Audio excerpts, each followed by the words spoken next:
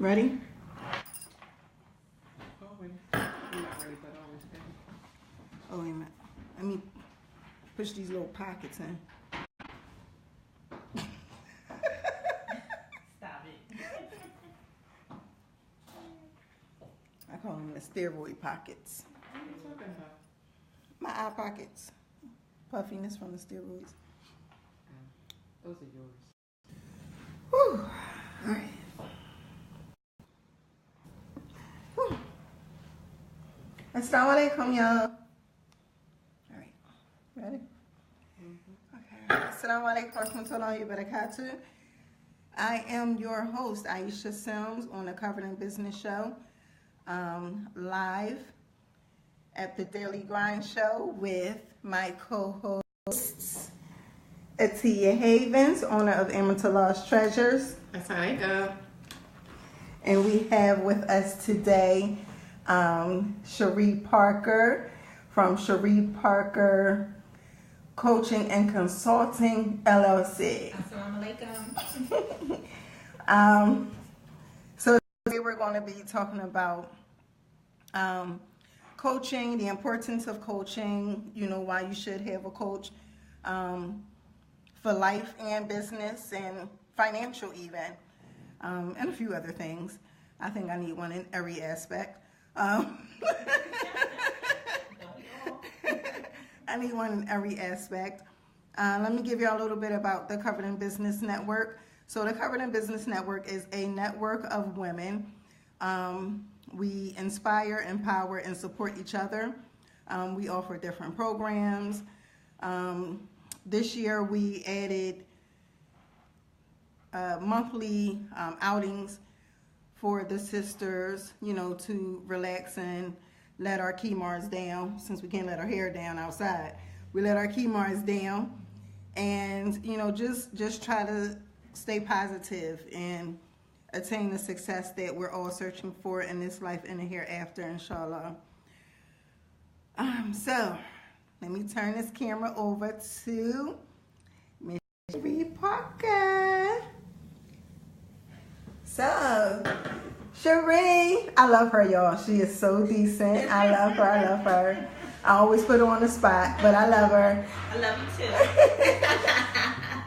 too. She is one of our newest Covered in Business Network members, and we are blessed to have you.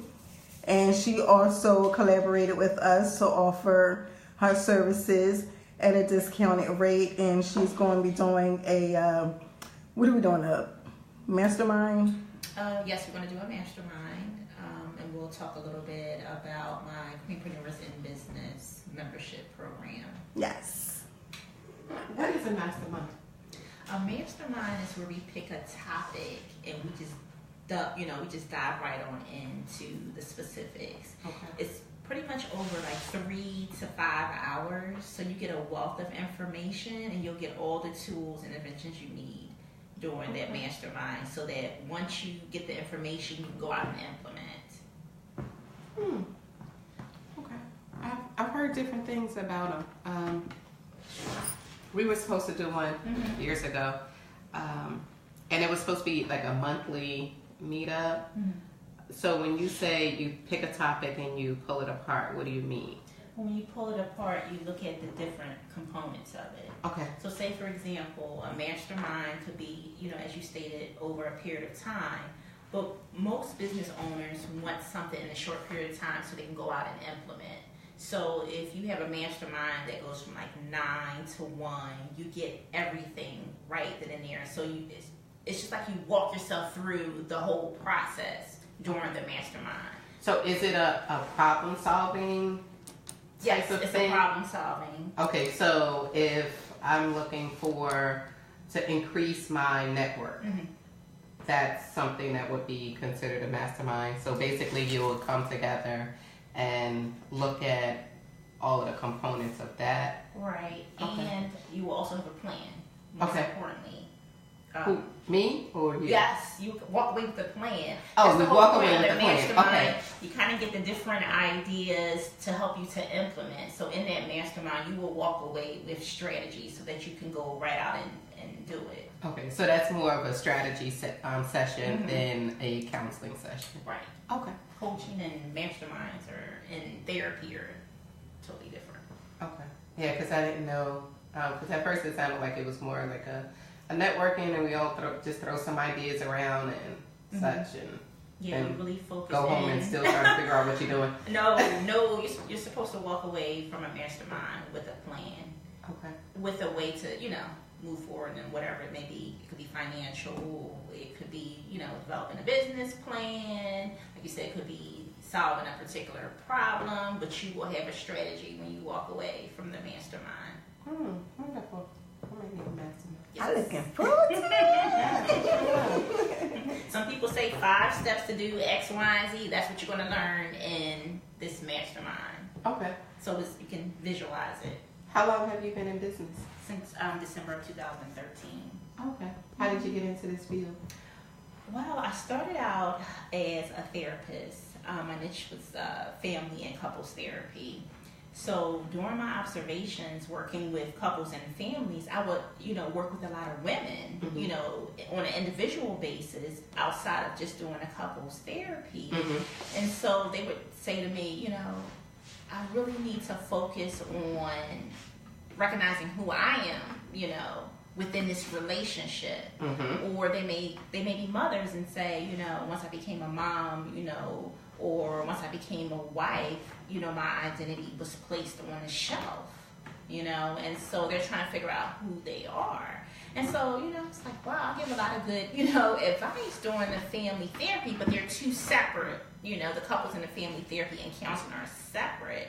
So you don't want to cross over, when you're working with families as a family therapist or as a couple therapist, you want to keep the coaching separate. So to give you an idea, with coaching, you're actually helping the person to pull out, their own strengths. You're helping them to recognize they do more of the work. Where in family therapy, you're kind of coexisting, with whoever you're working with. So you're helping them and you're problem solving with them. So for example, in family therapy, y'all may be working on anger. My role may be to role play, different strategies, for that couple to work through that. With coaching, I'm helping you to recognize, but I'm not doing the implementing. You're doing the implementing. So how do you not blur those lines? It's difficult. Okay, because you said 3 separate entities. So you said mastermind, you said therapy, you said counseling. And some of them sound almost exactly the same. Correct. So I only handle one at a time. If I'm your client as my therapist, do you counsel me? No. Okay. No. Because you don't want to cross over, with coaching, that's separate.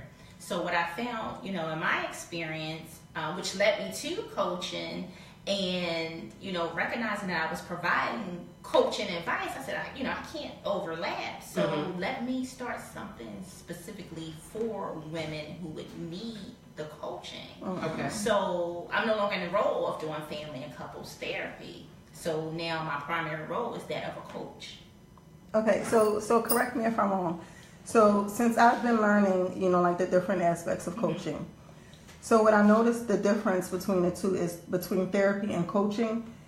Therapy, you're like giving them advice and tips and stuff like that. With coaching, you're actually pulling the information out of them. Like you're not telling them what to do at all. Exactly. Like your questions are, okay, and what do you think you should do next? Right. You're not telling them what they should do next. Exactly. What do you think that you should do next? You're helping them to figure out. Yes. Because let me give an example. So if you come to me and say, Sheree, I really want to start a business. I have a vision, but I really don't know what the next step. Well, if you had a vision, there are some components to that vision. So the idea came from somewhere. So I may say, well, what were you thinking, or what are you thinking? And then the person might say, well, I might want to start a hair salon. And then I would say, well, what would you need? What would be your next step? What would you need to start a hair salon? What do you think you need, to get your hair salon business up and going? And then they may say something like finances, or maybe I need a business plan, or something along those lines. But you already know what you need. Some people may not be able to articulate it, clearly. So that's what a coach will walk you through the step by step. So you kind of break it down for them without doing the work, helping them to make that connection. Okay. So why wouldn't you help them to make the connection in coaching? Well, making the connection as far as, what they need to do. That's what I'm saying as far as making the connection. Like, I'm not telling them, go out, get a business loan, do all of that. I'll walk them through the steps. But for them to make the connection on their own of what they need to do. And it starts with them. Okay. And a lot of people think with, coaching, well, I'm going to go in and she's going to solve all my problems and she's going to give me the solutions. No, you're going to solve your problems. You're going to figure out, what you need to do, and I can help walk you through that by helping what's in your head, bringing it onto paper, bringing it to light. But you need to really understand, from a client's perspective, what your role is. Because I think we're programmed, when we're going through something, or when we want something done immediately. Oh, well, I'm going to come to you, I'm going to pay you, you're going to solve my problem. No, because I'm not going to be there all the time. As the coach, at some point you need to be able to launch successfully on your own, and you need to be able to have those skills. That goes back to what I said, is that some people, they have it. It's within them, but they need somebody to pull it out of them so that they can, do what they need to do. So is it, because it's almost sounding like a mentor. Yes. So a coach is almost like a mentor. Like a mentor. Okay, because a mentor basically will help you work through whatever it is, but a mentor will give you some of the steps and then point you in the right direction, so to speak. So it's like a man. Right. Okay. All right. Interesting. Learn some things up. It's fine. I mean, when I first started out, honestly, I didn't have a coach. Just to give you a little bit of my background. That was my next. When I made the decision, I said I want to start a business, and I was just kind of out there trying to figure it out. I'm like, I was just all over the place, and I said, you know what, I can't. It's a lot of work when you have no direction. I knew what I wanted to do.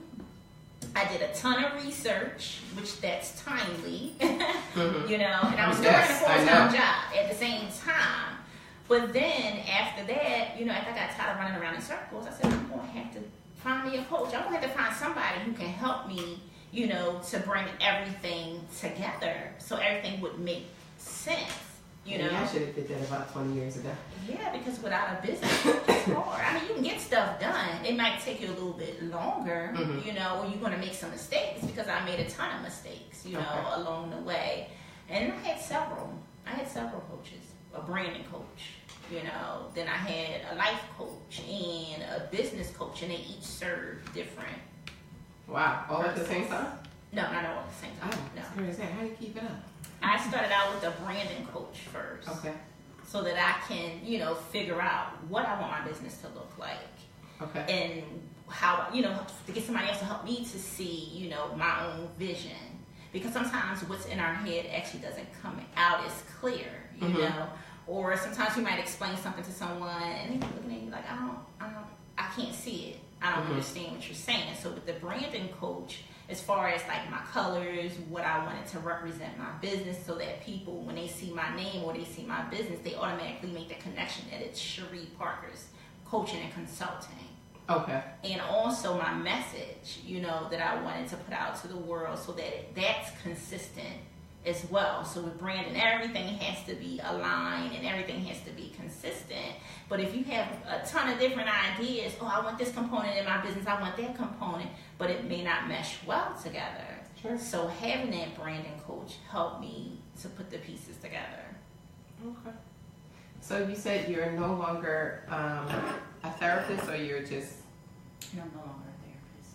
I'm not acting in a therapist role, put it that way. So all that schooling and no more? I'm actually in a different position. I'm like supervising. I'm not direct care, so I'm not doing therapy. Oh, right? okay. So you're still within the field. Mm-hmm. You're just not doing one-on-one kind of. Right.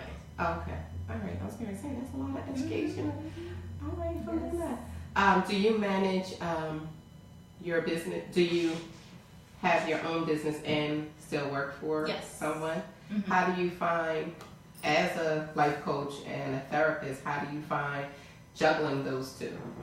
Because literally from 10 minutes, but 25 minutes ago, I was grading tests at the coffee shop, and now I'm here, and 4 hours ago, I was sourcing information for my boutique. How do you juggle all of those balls? Great time management. Because I'm also in school working on my doctorate. Okay. So you have to really have good time management.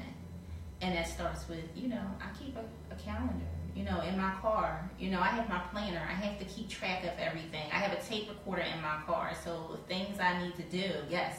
Oh, that's a all nice business one. owners should keep some kind of, whether you use your phone I as use an my audio phone. device, Yeah. you should have it, because I can be driving along and idea pop in my head and I can't pull over, to stop it. I pull out of my console, I pull my tape recorder out and start, recording my ideas. But good time management. I like the recorded thing. Yes. I'm a jot down. I have a book for everything. Me too. But I never thought, I've never thought to actively use it. Mm-hmm. I've used it in situations, but not active. It was, okay, let me just record this because I don't feel like writing all that stuff down. Mm-hmm. Versus a thought is in my head, let me just throw it in my notes, because you can do audio notes and such. Great tip. And being structured, I found that to be very helpful. Okay. Having a structure, having time set aside specifically for certain things. I know during the day I'm at work from 9 to 5, then I come home, I have dinner, and then I'll spend a couple of hours doing schoolwork because I know that's going to take, a bulk of my time. And then I'll have time to work on my business. So most of the times I get into bed between 12 and 1 o'clock. But also I do things a little bit every day. I don't try to do everything. And sometimes 3:30 in the morning. Oh yeah, 3:30 in the morning. 3:30 in the morning. Yes. 3:30 in the morning. Well, you know what? Yes. I can't say that. When I was in school, in school, the best time for me to do any papers or anything else like that was about 2-3 o'clock in the morning. I would wake up 2 o'clock in the morning to finish out this paper for 8 o'clock in the morning. Yeah, so I definitely. But I think sleep. I think that's the other thing that we don't really look at in being a business owner. We say it takes 100 hours a week, but we don't realize that not taking that personal time, that physical time. I just saw the saddest thing. An old coworker, I saw her on the bus, and she had some problems, some health problems, and it seemed as if her health problems have extended. I haven't seen her in about 7 years, but it's only gotten worse over the period of time. And I just thought about it, it's actually one of the things that we're supposed to take advantage of, our youth before we become old, our health before we become sick and such. And I think sometimes we tell people to spend those, hours and, forget about sleep, you can sleep later. But that sleep, you need it, burning those midnight hours 7 days a week, you're going to crash, and your body, you're going to wonder why I have the flu, why am I sick, and such like that. And I think that time management and that balancing, Key. yeah, because I couldn't imagine going to sleep every night at 12. I'm in bed at 9. And I get up, early. Very early. Yes, 4 or 5 o'clock. Yes. And I count the time. I'm like, wait a minute. If I got up at 5, I'm getting up and it's praying, 5, and I'm right on the computer. well, you have to. This is what I do to remind myself that it's time for me to go to bed. Is if I got up at 5, right, and it's now 5 p.m. That means I have been actively up for 12 hours. Right. There's only 24, and I need to get at least 8. I posted that I got 8 hours of sleep, and everybody's like, "Oh my God, how'd you do that? You got 8 hours of sleep!" Like, whew. I have an alarm that says go to bed. I've been getting a lot of days of 8 hours sleep. I think it's so important, and I think that's something as business owners we fail to understand that Right. sleep is for so many other things, especially as Muslims. We're getting up at Fajr. Right. Alhamdulillah, Fajr is at 6 o'clock now, so it's a little bit better. But some of us have to get up even before then, and you're putting in 12 hours when people are just really getting their Turn it over. Yes. So I think that part is very key in balance and finding that balance within the 5 different things that you're juggling. Oh yes, most definitely. Because when you have work, school, and I'm an author and writing books, so it's a lot to manage. So as you said, self-care is important. I go to the spa once a month. I have my me days where I unplug from social media, from my phone, and spend some time, with me. Like candles, you have to. Self-care is important. So you actually, because I always say, people are like, "Oh, I got me time." I'm like, "Yeah, I got 2 hours, so I'm just gonna go to the spa. I'm just gonna go get my nails done because I have 2 hours." What about scheduling out those 2-4 hours that you already know that this is your time versus stealing time? Right. I always call that stealing time. That, oh wait, my next meeting isn't until 5 o'clock. Let me run here, and then you're running to the next place. What's the sense? Like, why go get a massage and you're 5 hours later? Else after, and that makes no sense at all. Yeah, because they don't see it's not logical for you to go get a massage, then go back to doing schoolwork, going back to your job. No. Either I take my spa day at the end of the day, or on a Saturday, or I know I'm going to take me a mental health day. And just completely, take off, and but you need to factor that self-care in every day. Can you talk about that mental health day? Oh yes, we all have to take mental health days. For those who work full-time jobs and our jobs are stressful, we need a day to regroup. We need a day where we can just relax and disconnect from our jobs. And children. Yeah, children. We need that, because sometimes what we do during the day, it wears us out mentally. Oh yeah, emotionally. I told my supervisor, I was like, I'm gonna take a mental health day. She's like, "No, you're not." I'm like, "No." Yes. When I call you and say I'm not coming in, I'm taking a mental health. I'm not sick. I'm not, nothing's wrong with you. I just need a moment to decompress and regroup. Yes, and I think that's something that as business owners and mothers, and especially if you're starting out, because you're all over the place. Yes. How you said, within the coaching, what is your idea? Pulling that out and even limiting, I think, maybe the amount of time that you spend on your business. Right.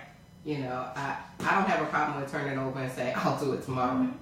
I think it just comes with time, because it used to be that, "Oh, I gotta get it done today. If it don't get it done today, then it's going to be like natural disaster." Right. And then what happens? Right. Everybody got up in an uproar about a snow day. I was like, "Oh, yes, snow day. I'm sleeping. I'm not doing anything. I'm not going anywhere. I'm just going to veg out for this day. Allah gave us this day for a reason." Sound nice. I was working. It was, you know what? I was on the computer. No, working. I had my computer. I had everything, and that was going to be the night before. I said, if we have a snow day, I'm going to do this. I'm going to do that. I'm going to do this. And that next day, I ain't gonna lie, I Netflix and chilled all day long. I slept, I watched Netflix, I prayed, I ate, and I just recycled it all over again. And then we got the next day.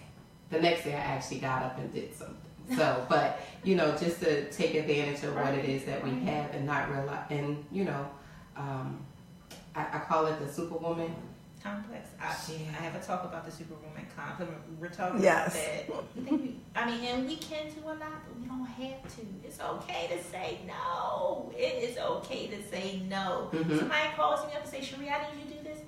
I can't do it today. That's like, I love my boo-boo. I love her. And I had to tell her, "Ish, I love you, but I can't do this every Wednesday." It's killing me because it seems I love you, but I had to recognize, and I think that I know, but I love her anyway. I had to recognize that I can't be on go 7 days a week. You know, even if it's something as simple, I now on Mondays after work, I go straight home. I don't go to the boutique at all. It's amazing. Nice. And I had to recognize that in order for me to stay healthy, because I felt that, like, between my allergies and cold and everything else like that, I was like, what's going on? Exactly. Yeah. So I said, maybe I just need to rest. Yes. You know, get some rest and not mentally think about everything and realize, alhamdulillah, I'm down to 1 day of therapy and I'm almost physical therapy and I'm almost finished. I had to tell my physical therapist, I can't come here 3 days a week. It's killing me because I'm running from one place to the next place to the next. Physical therapy is work. Tell me about it. I used to have physical therapy 4 days a week because I suffer with sciatica. So yes, it will wear you out. Mm-hmm. But we're getting off the topic of function. I'm sorry. Go ahead. But you know, as business owner, we can't feel bad about taking time for ourselves or stepping away from our business because we're competing with what we see on social media. We think we're supposed to do what other people are doing. Can you explain a little bit more about that? I have to focus on me and my business. Yes. I think sometimes we see other business owners doing certain things or quote unquote making six figures and everything is beautiful, you know, everything is flowing so well, there's no issues, and then we think to ourselves, well, what are we doing? What's wrong with me? What are we doing? What am I doing? What am I not doing? Focusing too much on that person and not on yourself. Social media will have you thinking like something's wrong with you or you're not successful. I think we have to learn how to define our own level of success. You know, and yours may look different from mine. Mine may look different from yours, and that's okay. Because I got sleep. See, that's success in itself. Right? Listen, I think that it's successful to be able to, you know, get the main things of what you needed to do done, and then still get some personal stuff done. Yes. You know, and I'm glad that you mentioned the outside end of social media.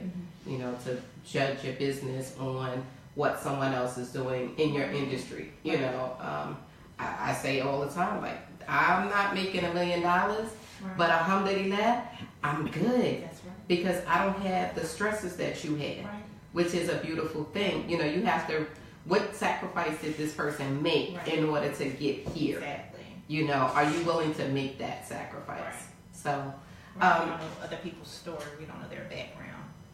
I still can't understand how not to, because right now this is a therapy session, right? But it's still a coaching session. Yes? For you? No, not for me. I'm good. You said I mean, with therapy, I'm talking about emotions coaching. We're getting to the business. I'm not. Okay. I understand, you know, someone may come in, they might be all emotional. I done spent all this money, Sheree, on these other coaches, on these programs, thousands and thousands of dollars. I'm robbing Peter to pay Paul. You listen, that's okay to feel that way, but we got to get through that. You have to get around that because being too emotional in your business or trying to start a business, you're not going to get off the ground because your emotions will hold you back because you will keep cycling. You know, one day you may be doing well, and the next day you feel like you didn't apply yourself the way you should, and you start feeling bad about it, and you start feeling depressed. Yeah, that is business 101. You know what I'm saying? Like, you start feeling disappointed, and you sit it on the shelf, and you say, I'm just going, you know, maybe I'm not. You start, all this negative self-talk start coming into play, and I'm like, no, you have to have a positive mindset. Rome wasn't built in a day. Things didn't come, you know. We have this microwave mindset. We put it in there, 60 seconds, it's done. It comes with work. Your business comes with work. And you have to have a realistic mindset about it. You're going to have some good days, you're going to have some bad days. And with coaching, they help to encourage that perspective, having that healthy mindset when working on your business. There's been times I've just been so tired that I'm like, today it's just not happening. I'm not gonna, work on, whatever program that I'm building, and I don't feel bad about it.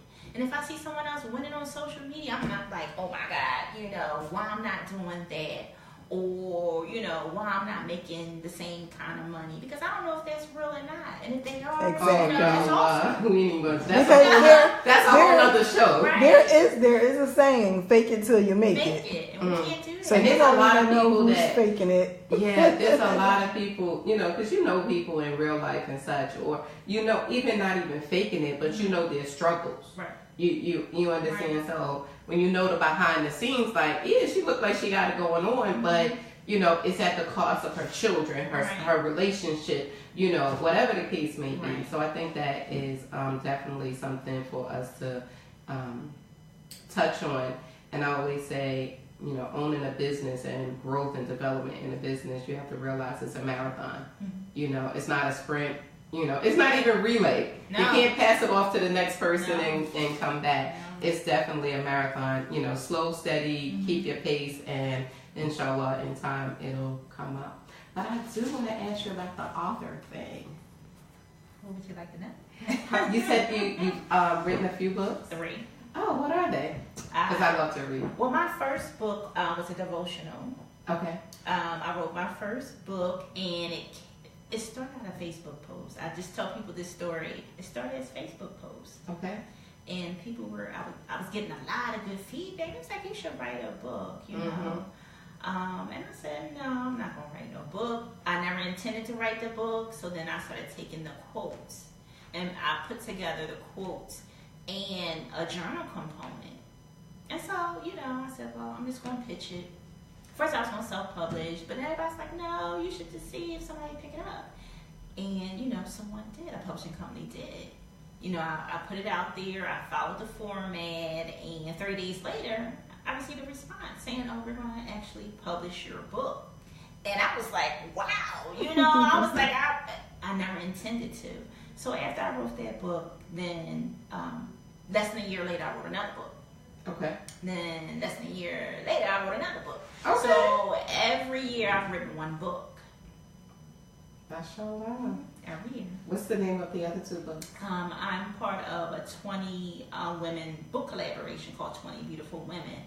And each of the women in the book tell their story, their struggle, and how they overcame whatever struggle they were going through, whether it was domestic violence, being homeless, self-esteem issues. And now it's actually, it's going to be a documentary. So it's a movement now.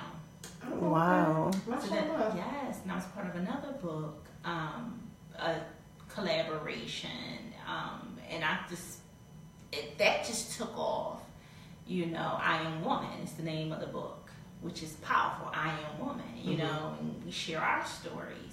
And I'm actually going to publish a book this year called Black Girls Unite and Win: The Struggle, the Rise, the Movement. And I love that. Yes, I love that. I named that. it after my nonprofit, which is called Black Girls Unite and Win. As women. Oh, you didn't mention that? Oh, yeah, I have a nonprofit. Oh, okay. Yes. She's Mashallah. decent. I see. Yes, I have a nonprofit. That's my gift.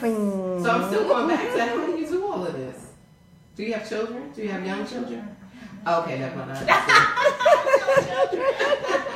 Mashallah. Not having young children definitely allows you to do a lot more solely because someone else isn't dependent on you for X, Y, and Z. Yeah. Right. So, mashallah, that's wonderful. And it's wonderful that you don't have children. Well, not that you don't have children, Not yet, right. No, mashallah. But that you're utilizing your time in a positive manner at that, Right. At this stage in your life, because there's so many people that are young and they look at, oh, I could never do, whatever it may be. And here it is, you're doing like 10 different things, mashallah, which is awesome. And working on that doctorate. Yes. Yes. I graduate this year. Yes. Yes. So what is your thesis going to be? It's on intergenerational patterns of behaviors in African American couples, and I'm looking at marital satisfaction. Ooh. So, oh my God. I can't wait to see that one. Oh, I love it. I need to read that one. I love it. Mm-hmm. please make sure you put a piece in there about happiness in relationships, because I think that has gone out the window as it relates to relationships. That people just feel like, well, I'm married, and alhamdulillah, I'm married. You're miserable. Yes, and that's one of the that's not your husband or your wife. That's your roommate, because there's nothing going on there besides, you know, maybe some fringe benefits, but they never done that. I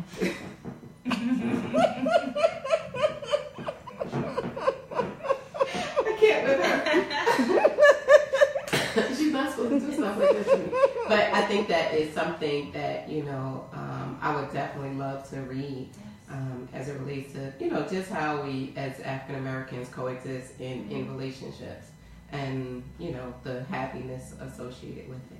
We have high divorce rates, and, you know, we have a lot of, you know, intergenerational behaviors, things that we were taught that, you know, weren't necessarily the right way or right things, or because, you know, something happened to great grandma and then it got passed down from one generation to the next. You know, sometimes some of the things we think, you know, because grandmama, great grandmama, great grandfather, or grandfather said that was the way, we adopted that.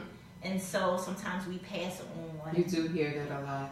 So my mom and my dad were married for this amount of years, and my grandmom and such. And well, she took, you know, we understood what was going on. Right. Yeah. Right. It's almost like what was that? Fences. I saw that. And I was totally blown away that by the storyline, just to see how you were unhappy for 18 years and you were okay with being unhappy for 18 years. I can't do it. No.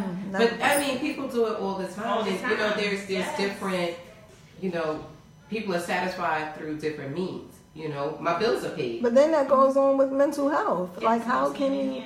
I can't function. I can't function. Well, I mean, she could talk more about it. The average person doesn't realize that they're depressed. Right. They don't even realize that they're unhappy. They don't even realize that they have a right to be unhappy. Right. You know, or a right to have happiness in their life. You know, to walk into your house and like, hey, I can't wait to get home because I'm going to see my husband. Like, oh my God, that, you know, whatever. It's like, sit outside in the car on your phone. For hours. I'm gonna leave people alone. Like, all right, you need to go in. You're married, kind of thing. But mashallah, I really look for. I think that's a great topic, and I really look forward to reading it. It's definitely something that's needed within our community. You know, Muslim community and African American. Yes. Because as you said, it is generational. It is. And I'm focusing on gender roles and communication. Those are my variables in the study.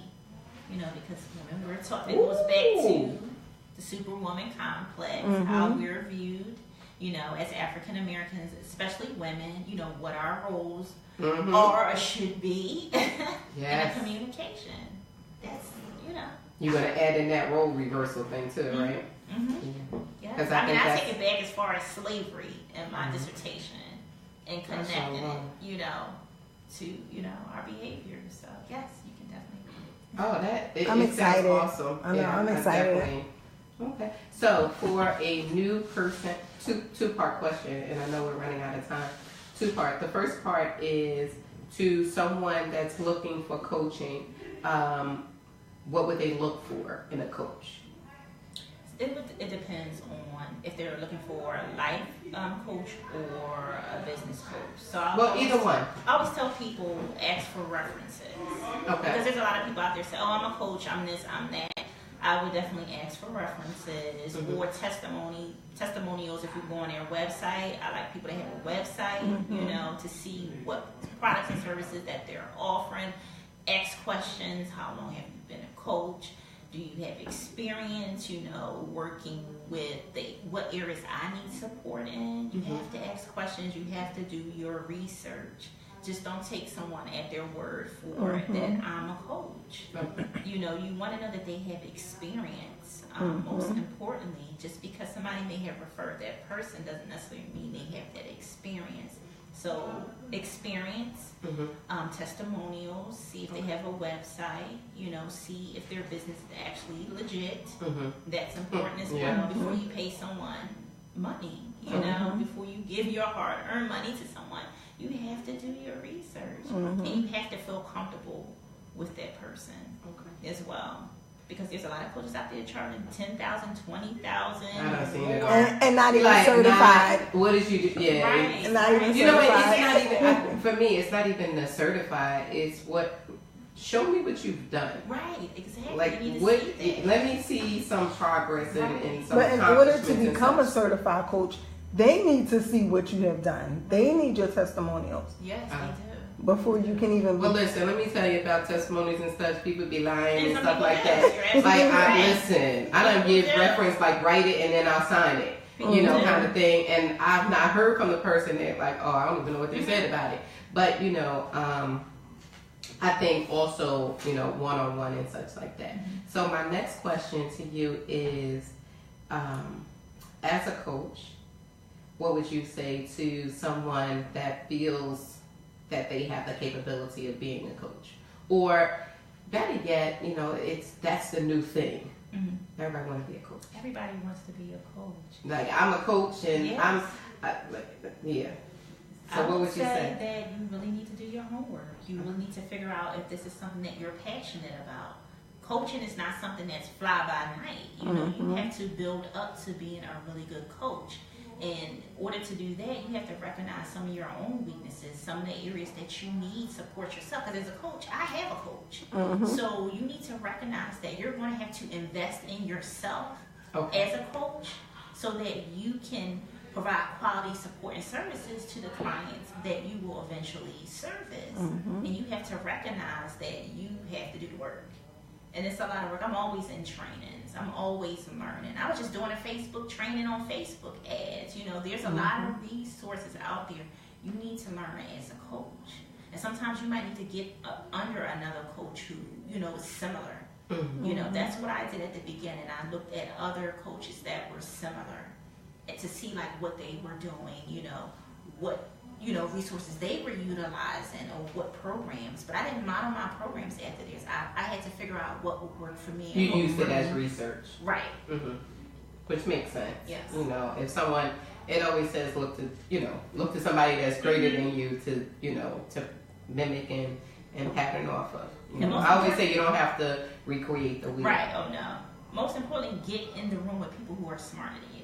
Definitely. Who know more than you. That's me. I love being around all other smart people. So you can absorb some of that positivity, Yes. some of that knowledge. You have to. And you never know who may take you under the wing solely for that reason. They're like, you know what? I'm always seeing this person at various different events. Let me have a conversation with them, and then you just never know how it moves from there. I know one of my business coaches, business mentors. That's one of the reasons why I've, wherever she was, I'm like, she's there, okay, I'm going. I don't know what it's about, but I know that if she's there, then I need to be there. That's a place that I need to be because the circle that she's in is the circle that I want to be in. Correct. So, excellent. Yes. Mashallah.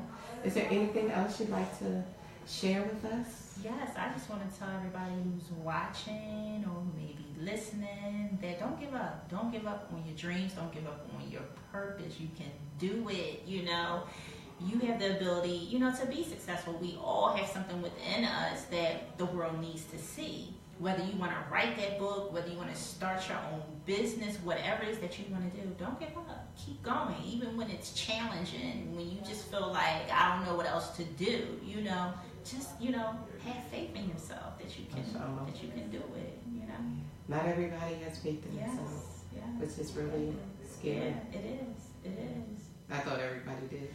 And I'm like, well, it's easy. Just that. You're like, no, I can't do that. And you realize that it's something that's inside of them. It's inside that person. Right. So it's what you believe. It starts up here, The mindset is so It important. starts up here. Yeah. Shifting that mindset. that's a book, ain't it? Get your shit together. Oh, I need to read that one. Coming to you soon. Get your shit together. And on that note. I love you. I love you. I need that That was a nice one. Oh, yeah, we're about to wrap we're it about up. to wrap it up. So I would like to, I don't normally do this. I usually leave this to Aisha. Our Mashallah. entrepreneur. Yes, Entrepreneur mashallah, Amatulah's Treasures is sponsoring a youth entrepreneur pop-up shop. I believe we have about 6 youth entrepreneur young ladies that do various different things. Please come out February 10th between 3 and 5 p.m. and support the young ladies. Entrepreneurship, you know, I'm doing this solely because I was that person, but I didn't understand the reason behind it. And it took me a lot of years to come back around to it. And these young ladies, they're awesome. Some of them make their own products, and it would be really great for them to see people come out. One of the young ladies, she said to her mom, she was like, I don't have any place to sell my stuff. You know, and then people want all these exorbitant amount of money for a vending fee where, I mean, a little girl selling something for $3, $5. So how is she going to actually make money? Mm-hmm. So please come out February 10th. Amatulah's Treasures, 6303 Lansdowne Avenue, 3 p.m. to 5 p.m. and support the youth and let them know that we have their back, inshallah. Inshallah. Do you have any events coming up? Yes, I actually have the Black Women's Wellness Expo coming up in April. So I will. It's from 10 to 2. It will be at the White Pines production in Elkins Park. So there will be a bunch of doctors, therapists, coaches, authors, vendors, and we're going to talk about Black women's wellness, how we can get our health together, emotionally, mentally, physically. One of our I love it. One of our previous. What? Oh, I'm sorry.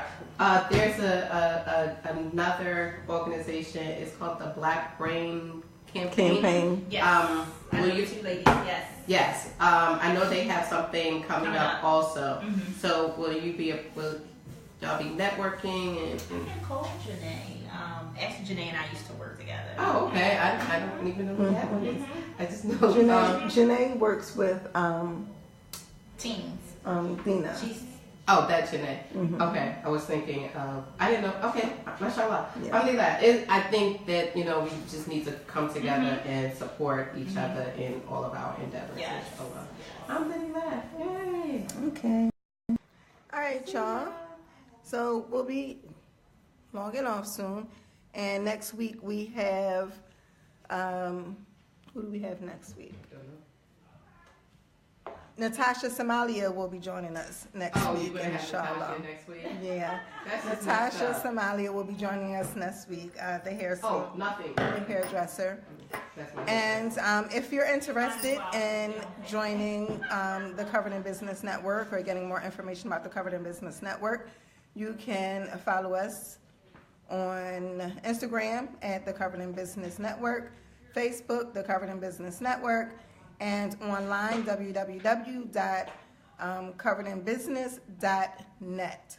And follow the YouTube channel. And definitely follow our YouTube channel. I want to hit at least 100 subscribers this weekend, inshallah. Can y'all help me with that? Help me hit 100 subscribers on our YouTube channel, inshallah. And the end of this month, what did we say we're doing? Bowling, I think bowling. To all our boss women out there, inshallah, if you want to join us, the end of this month, we'll be going bowling. Just for us, some me time for all the bosses, inshallah. More information to follow. We're trying to get a good location for us that's safe. So tune in next week. See you later, guys.